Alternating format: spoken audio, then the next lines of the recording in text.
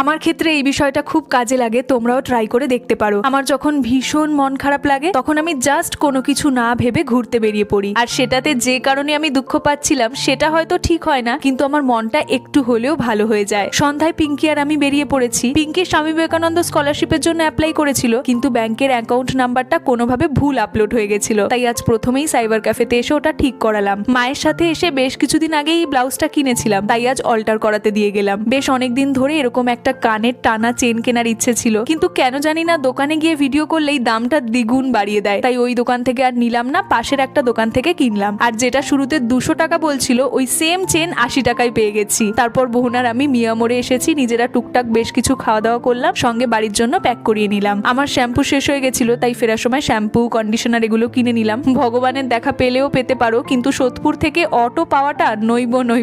চলো আমরা বাড়ি ফিরি, দেখা হচ্ছে তোমাদের সাথে পরের ব্লগে। বাই।